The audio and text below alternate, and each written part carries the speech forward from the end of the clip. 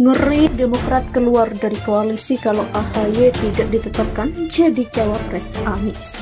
Saya katakan begini bahwa kalau ada salah satu partai yang memaksakan calon wakil presiden, baik itu Nasdem, Demokrat maupun PKS, untuk kadernya menjadi calon presiden, pasti koalisi akan bubar.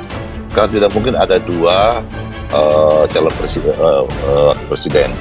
Itu poinnya di situ, bahwa ketika PKS karena saat ini banyak hal sekali yang sedang didiskusikan ya di dalam koalisi perubahan ini, yang tadi ujung-ujungnya bagaimana kita bisa memperjuangkan perubahan dan perbaikan tadi untuk masyarakat. Baik. Bicara mengenai capres dan cawapres itu adalah salah satu elemen saja.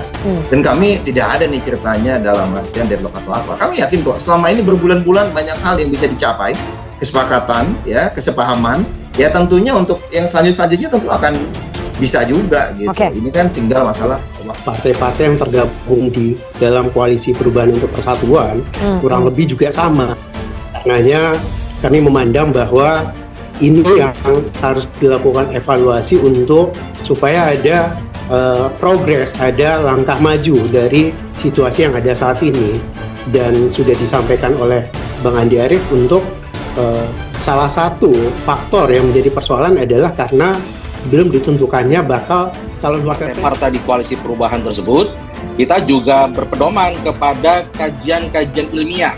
Ini penting nih, sehingga keputusan-keputusan strategis yang diambil itu bukan like and dislike ya, tapi rasionalitas yang akan kita kaji secara ilmiah. Tentu di situ kita membuat kajian beberapa komparasi di situ. Nasdem dan Demokrat itu sudah menyerahkan sepenuhnya kepada capres ya untuk menentukan ya.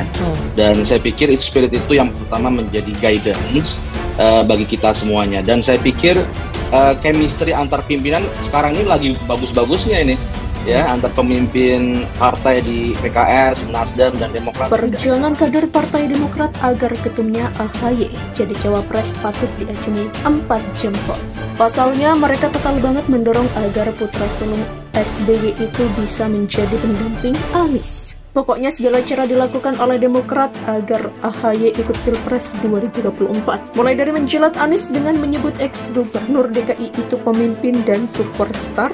Bapak Anies Baswedan dengan rendah hati semua sudah kami lakukan untuk meyakinkan bahwa perahu perang ini bisa berlayar.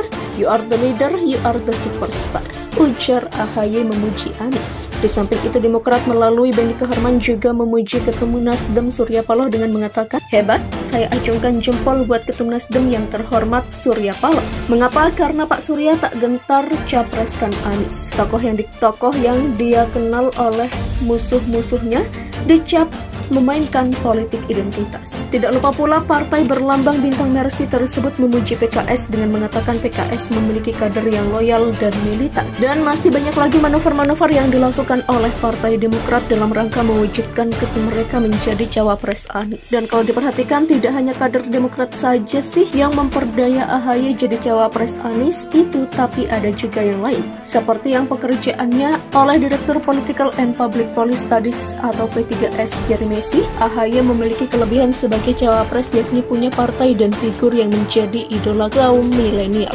Begitupun yang disampaikan oleh Direktur Eksekutif Trayes Politika Agung Baskoro bahwa AHY kemungkinan besar akan menjadi cawapres Anies lantaran Demokrat punya posisi tawar yang kuat serta memiliki elektabilitas partai. Namun ini juga masalahnya, meski sudah berjuang total dan menjilat, Partai Demokrat tetap saja tidak mampu meyakinkan PKS dan Nasdem agar koalisi perubahan mengusung pasangan Anies AHY. Terbukti PKS pernah menawari Mahfud MD untuk jadi cawapres Anies, tapi ditolak mentah-mentah oleh Menko Polhukam itu. Kemudian PKS juga pernah mengungkapkan ada peluang Sandiaga Uno jadi cawapres Anies, serta menyebut tokoh Hovifah yang paling banyak dibicarakan di internal koalisi perubahan sebagai cawapres Anies. Termasuk PKS pernah menyodorkan kadernya Aher sebagai cawapres Anies. Sedangkan Nasdem pernah mengancam koalisi perubahan akan bubar kalau Demokrat terus memaksakan kehendak harus AHY yang jadi cawapres karena begitu tidak suka mantan Komandan Korgasma itu berduet dengan Anies. Lantas apa yang membuat AHY tidak mempertimbangkannya?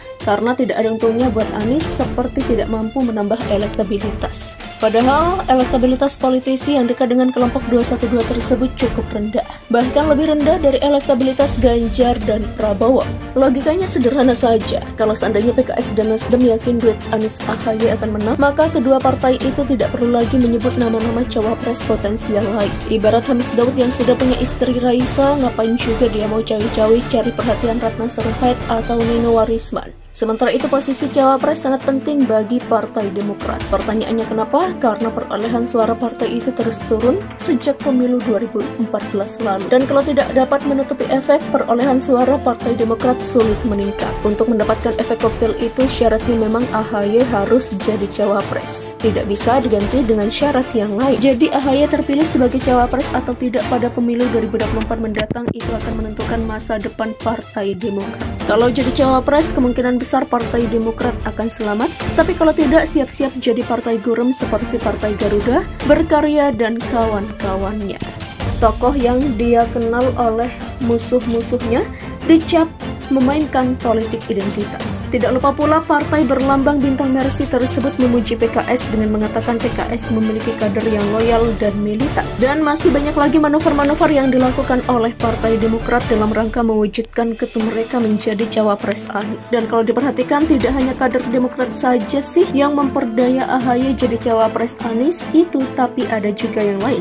Seperti yang pekerjaannya oleh Direktur Political and Public Policy Studies atau P3S Jermesi, AHY memiliki kelebihan sebagai cawapres, yakni punya partai dan figur yang menjadi idola kaum milenial. Begitupun yang disampaikan oleh Direktur Eksekutif Trayas Politika Agung Baskoro bahwa AHY kemungkinan besar akan menjadi cawapres Anies lantaran Demokrat punya posisi tawar yang kuat serta memiliki elektabilitas partai. Namun ini juga masalahnya, meski sudah berjuang total dan menjilat, Partai Demokrat tetap saja tidak mampu meyakinkan PKS dan Nasdem agar koalisi perubahan mengusung pasangan Anies AHY. Terbukti PKS pernah menawari Mahfud MD untuk jadi cawapres Anies, tapi ditolak mentah-mentah oleh Menko Polhukam itu. Kemudian PKS juga pernah mengungkapkan ada peluang Sandiaga Uno jadi cawapres Anies, serta menyebut tokoh Hovifah yang paling banyak dibicarakan di internal koalisi perubahan sebagai cawapres Anies. Termasuk PKS pernah menyodorkan kadernya Aher sebagai cawapres Anies. Sedangkan Nasdem pernah mengancam koalisi perubahan akan bubar kalau Demokrat terus memaksakan kehendak Haris AHY yang jadi cawapres karena begitu tidak suka mantan Komandan Korgasma itu berduet dengan Anies. Lantas apa yang membuat AHY tidak mempertimbangkannya? Karena tidak ada untungnya buat Anies, seperti tidak mampu menambah elektabilitas. Padahal elektabilitas politisi yang dekat dengan kelompok 212 tersebut cukup rendah, bahkan lebih rendah dari elektabilitas Ganjar dan Prabowo. Logikanya sederhana saja, kalau seandainya PKS dan Nasdem yakin duet Anies AHY akan menang, maka kedua partai itu tidak perlu lagi menyebut nama-nama cawapres potensial lain. Ibarat Hamis Daud yang sudah punya istri Raisa,